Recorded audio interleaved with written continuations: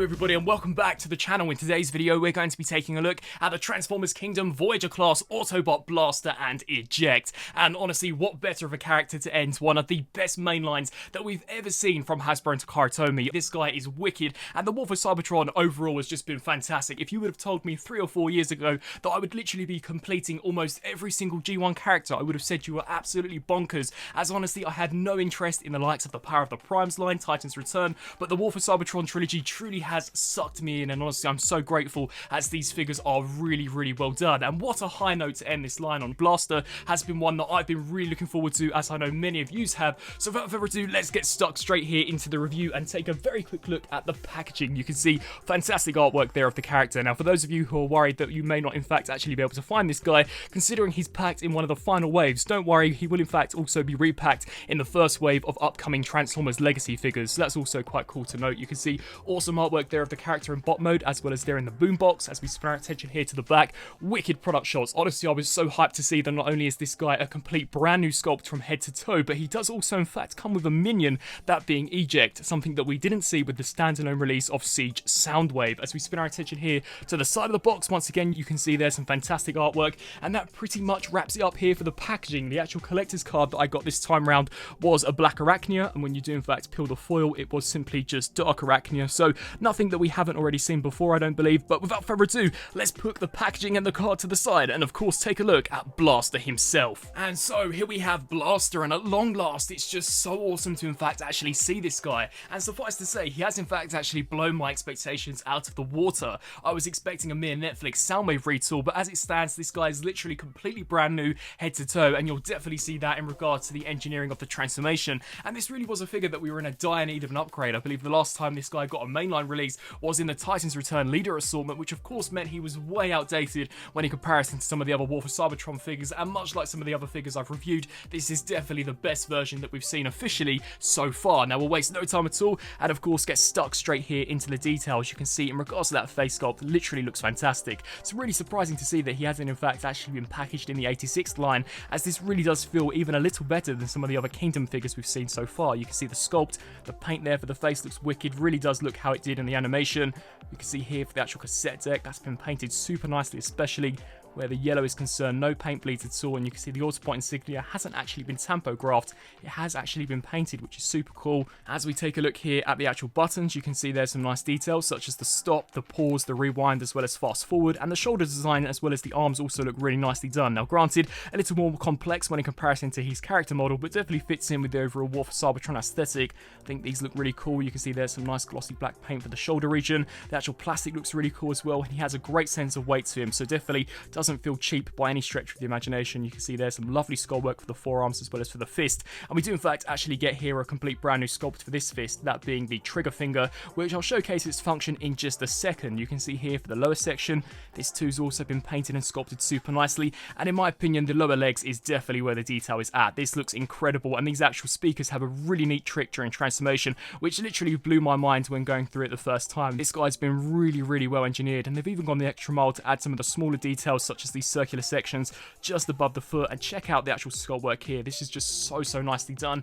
As we spin our attention here to the back, literally from a side profile there is no back kibble. He cleans up so nicely, really compact. You can see some very nice looking sculpt work where the back is concerned, especially here for the shoulders, as well as this region. It almost looks like the area where you would insert the real batteries for of course the boombox, which is just such a neat touch. The only area which is slightly obtrusive would be this butt flap, and honestly isn't all that bad either. You can see here for the back of the legs, I think these fold up really well, and we do sadly get some hollow spaces here for the back of the thighs, but honestly definitely not too bad, and they have gone the extra mile to in fact actually sculpt these. Now going through articulation, Blaster of course has got a ball joint here at the head, which can look left to right as well as up and down and tilt side to side slightly. We do get a full rotation here at the shoulder, hinge joint out to the sides, full rotation here at the bicep, 90-degree bend there at the elbow, sadly no form of wrist rotation, which is a slight shame, but we do get a full rotation here at the waist. The legs can kick forwards that far. If you take this butt flap and hinge it backwards, they can of course also kick kick back that far, hinge out to the sides, rotation at the thigh, as well as a 90-degree range of motion there at the knee. And finally for the foot, of course, we can in fact pivot this forwards and backwards, and it's great to see that this actual handle section stays stuck to the leg. It would have looked super ugly if this would have in fact actually moved with the leg. So once again, some great engineering. So in terms of detail, articulation, and just the overall look of this guy, I think he has turned out really, really awesome. Definitely a fantastic figure, and once more, just so glad to finally actually get this character updated. Now, in regards to accessories, this is also another surprising area. Not only does Blaster include, of course, his blaster, which has been sculpted very, very nicely. You can see there, cast out of solid black plastic, but the sculpt work is very impressive. But he also comes with a companion, that being Eject. Now, this was a super nice surprise and was something that I was just never expecting to come included with this guy. When we got the Siege Soundwave, we literally just got the base figure, and considering this is still a Voyager, I was just really not expecting any more than the blaster weapon. So that is a really nice touch. You can see Eject here in the cassette form has been completely sculpted for the most part out of transparent blue plastic, which whilst looks the part, honestly over time I do slightly worry as to how it actually will hold up. But you can see there's a fantastic looking sculpt work. I do believe this is supposed to be Energon infused, which is the main gimmick going forward with the legacy figures. You can see some really nice golden paintwork here for the front. As we spin here to the back, doesn't look the best, but definitely by no stretch of the imagination the worst. And whilst we're on the topic of this, of course we've got to demonstrate some of the special features. So as we actually bring this in, the instructions do mention you actually mistransforming this section of the arm, so just clicking this forwards, which I'll showcase how it actually looks holding the blaster in just a second. But this does allow you to in fact actually get that trigger finger pushing the actual eject button for the cassette deck, which is just such a nice touch. And you can see, much like Soundwave, the entire interior there has been sculpted really, really nicely. So we can take this here and essentially just plant that in there, and of course conceal, and you can see eject in there looking really, really awesome. Now, whilst on the topic of this particular joint, if I just bring the blaster in, I think this is awesome. You can see how you can in fact actually get that closer to the torso whilst actually utilizing that joint, and if for whatever reason you found it to look ugly, you can simply just click that back into place, and of course you'd have the fully functioning arm. But that's a really nice touch. Once again, just taking a quick look here at Eject in his robot form. To transform him, very simplistic. You simply just want to take these sections, fold these down, so just hinge these legs down, take these arms, rotate them to the back. Sadly, the head is literally near impossible to remove unless you bring in the likes of an additional tool. So definitely I would recommend having a flat nose screwdriver to hand, as it's going to be really difficult to in fact actually get this out. So you just gently want to pry this section here, rotate this section around, and there you've got Eject fully transformed up into the robot mode. And once again, looking fantastic, but already you can see there some really bad white stress marks on these ball joints, which do in fact actually connect the legs to the thighs, which isn't the best. But you can see here an amalgamation of solid parts as well as transparent parts. I think that head sculpt looks great.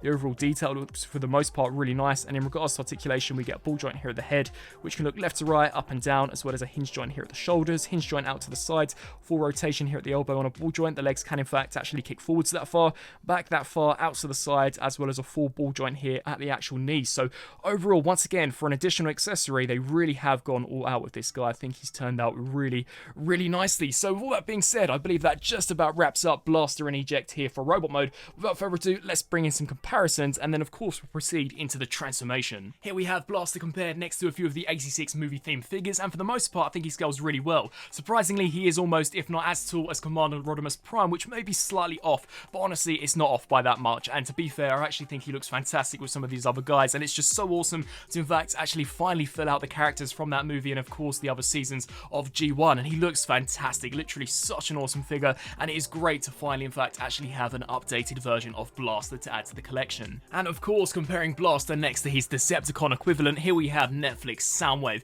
and for the most part I actually once again think these guys look great. If anything, maybe Blaster's too tall, or it could be a case of Soundwave being too small. I do think the scale is just slightly off, but once again not by much. And you can see here straight off the bat that literally he borrows no parts from Soundwave at all, which is awesome. And for those of you wondering, you can in fact actually take some of Soundwave's minions if you really wanted to and put them in the cassette deck here of Blaster. So they are compatible, so you can just slide him in there, port him in, and of course take Eject if you wanted to, and also peg that guy there into Soundwave. And I actually really like how the transparent blue plastic complements the actual cassette deck here of Soundwave. That looks super, super cool. So definitely great to see that they did actually engineer this here to be the same scale as one another, despite Blaster in fact actually being bigger overall when compared to Soundwave. So turning to transformation, for the most part pretty straightforward, although there are a few steps of which can become a little tedious. So to begin with, you are going to want to turn your attention here to the back, hinge this section down, take the head, and of course just compress that in there. We can then come to these wrists, and supposedly these actual tabs are supposed to slot into these. Sadly, they don't really hold in there the best, which really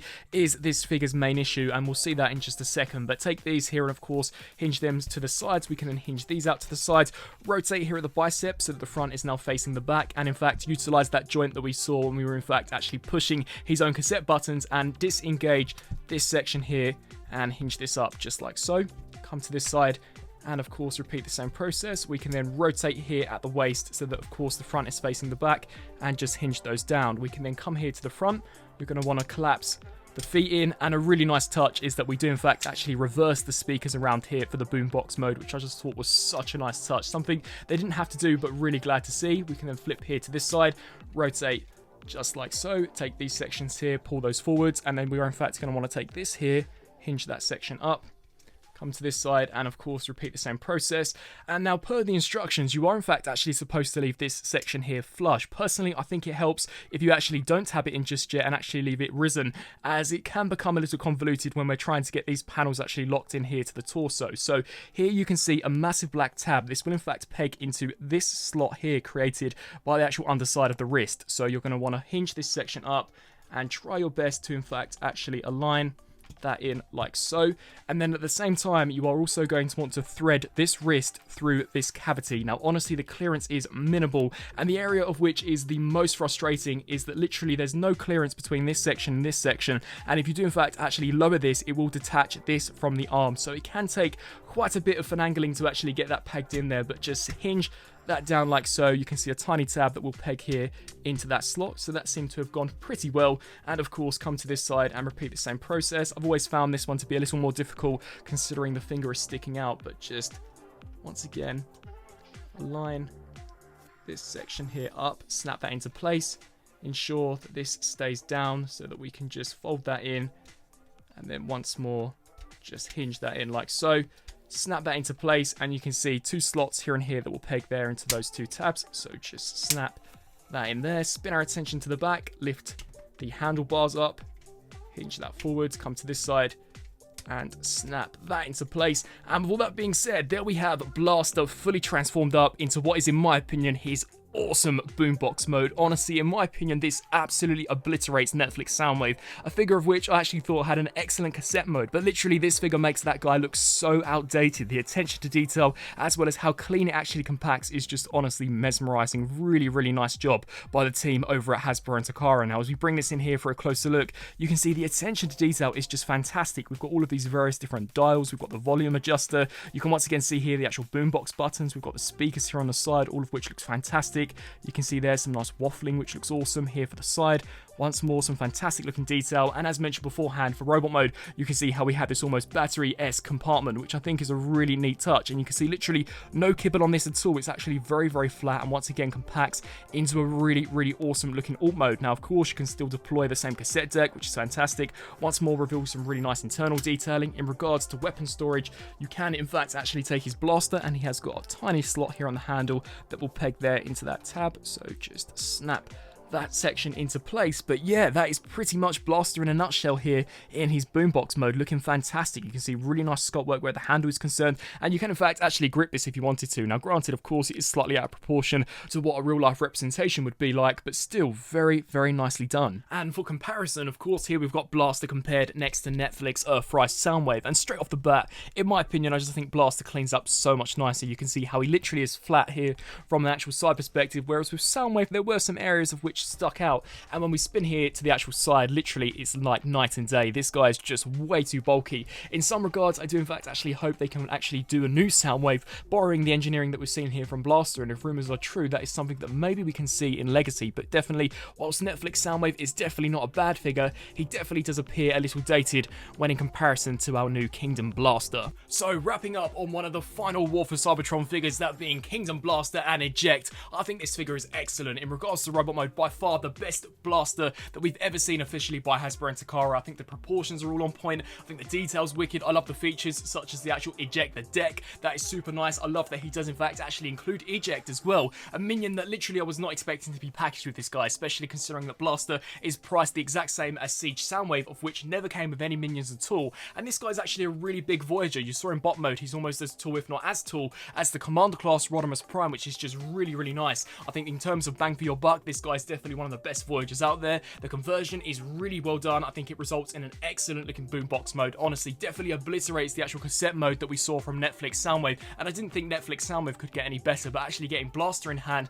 I think Soundwave actually looks a little dated when in comparison. So with all that being said, if you're a War for Cybertron fan, you're a fan of the G1 characters, then Blaster here is definitely one that you have to add to the collection. He literally has been so worth the wait. I'm so pleased with him. I think he's turned out super, super nicely. And with all that being said, I believe that just about wraps up this review. I'd love to know down in the comment section below on what you guys think of the figure, as well as, of course, the review. Is this one that you're planning on adding to your collection? Once again, he is also expected to be repacked in the first wave of Transformers Legacy figures. So if you don't have a great time, in fact, actually tracking him down for Kingdom, then definitely stay patient, as I do think we will see him in more mass quantities, of course, when Legacy does debut. But I thank you guys all so much for watching, and until my next review, I'll see you then. Thanks for watching.